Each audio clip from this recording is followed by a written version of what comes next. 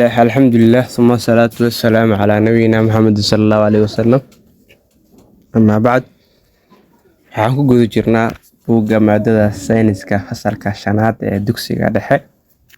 Xiisadan u dambeysay waxaan ku soo sharaxnay cutubka labaad ee unugga ayaan ku soo sharaxnay. Qaybis kala duwan ayaan ku soo sharaxnay.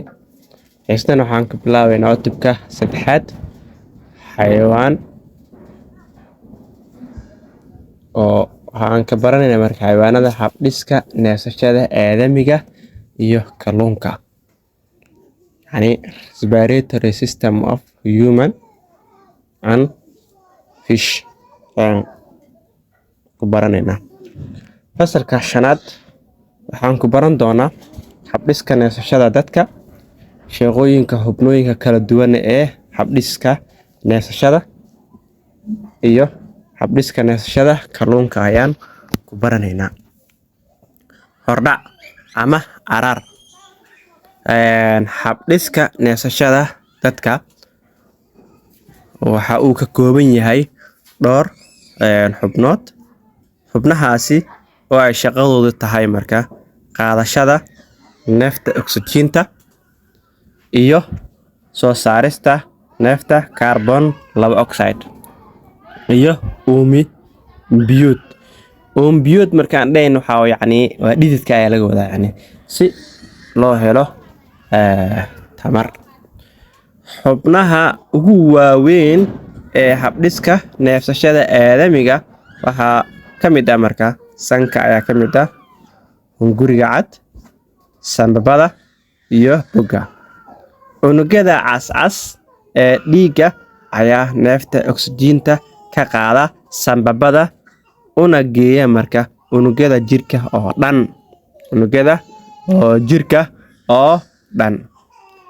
Okay, unugyada jirka waxa ay soo saaraan marka carbon dioxide ay soo saaraan.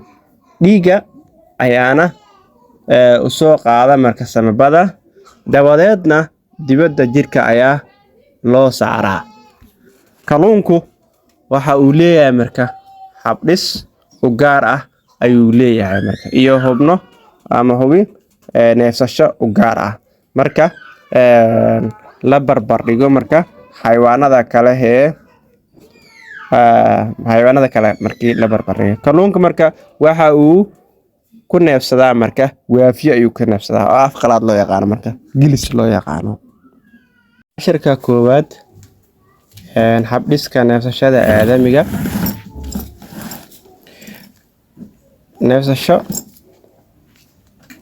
waa marka neef qaadanayno ama hawo qaadanayno ama hawo qaadashada oo neefta loo yaqaano oxygen, ama neef soo saarayno ama hawo soo saarista ee loo yaqaano carbon dioxide ayaa loo yaqaanaa neefsasho.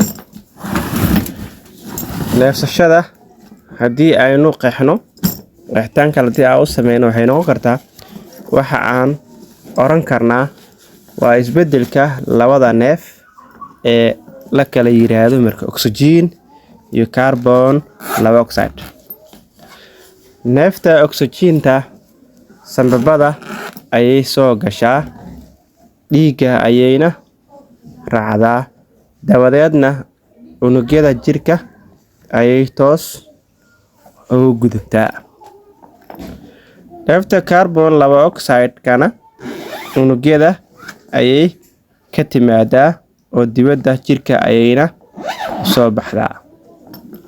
Neefsashadu isbeddelka labada neef ee kaliya kuma koobna ee waxaa raaca soo saarista tamarta oo ka dhacda marka unugyada jirka oo dhan.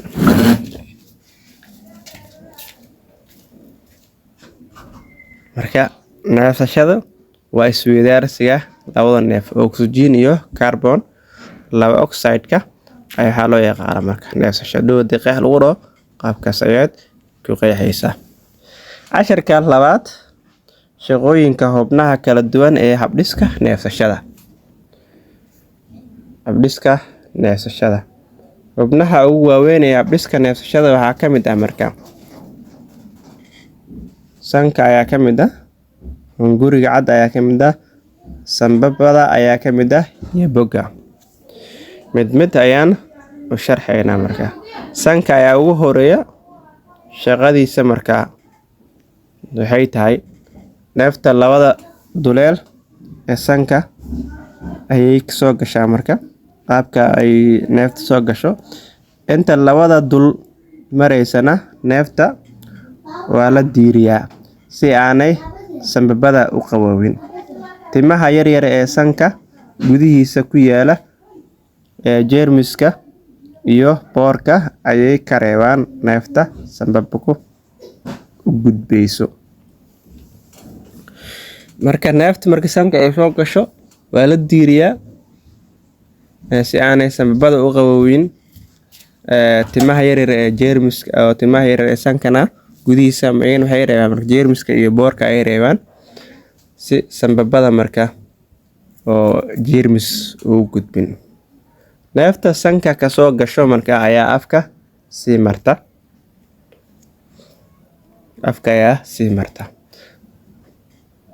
Afka waa laga neefsan karaa, hase yeeshee ma habboona marka in afka laga neefsado. Waayo marka afka ma lahan timo yaryar ee jeermiska iyo wasakhda neefta ka reeba. Sidoo kale afka marka diirimaad ma laha inuu neefta diiriyo. Hadhow marka hawadii si toos ah iyadoo qaboob ah sambabadii xilliyada qaboobaha sambabadii toos ay u tagayaan. Sambabada haday qaboobaan marka waxyeelo ayay gaaraysaa. Teeda kale afku hawada ma diiriyo. Waxaa dhici karta marka in haddii aad afka ka neefsatid maalmaha uu qabowgu jiro in sambabadu qaboobaan ama qabow gaaro, taasi oo sambabada waxyeelo gaarsiin karto marka. Haddii marka afkaadi aad ka neefsato neef aad ka qaadatid hadhow marka waxyeelo gaarsiin kartaa marka sambabada ay waxyeelo gaarsiin kartaa. Hawadu marka ay soo dhaafto sanka waxa ay sii martaa marka dalqada oo dabadeedna marka hawada waxa ay u gudubtaa marka hunguriga cad ayay u gudubtaa trachea ayay u gudubtaa. Hunguriga cad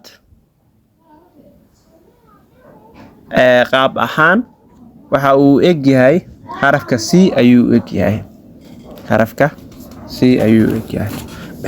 Hunguriga cad waa dhuun dheer waxa ayna ka samaysan tahay marka arjow wareegsan ayay ka samaysan tahay marka cartilage. Dhererka hunguriga cad waxa uu gaari karaa ilaa iyo 10 cm ayuu gaari karaa.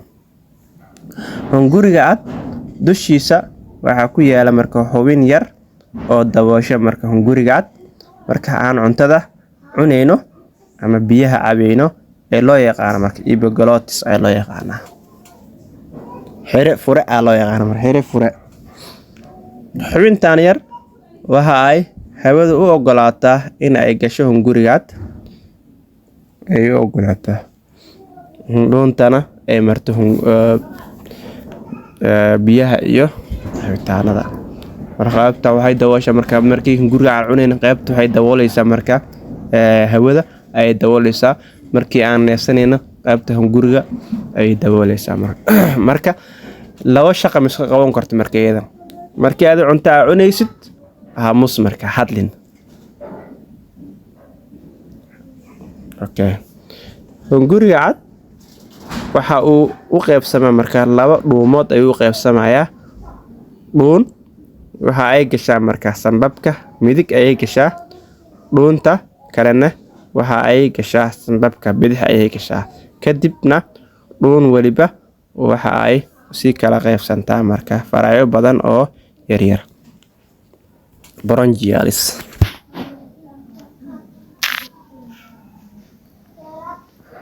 Sambabka ama sambabada waa xubinta ugu weyn ee habdhiska neefsashada.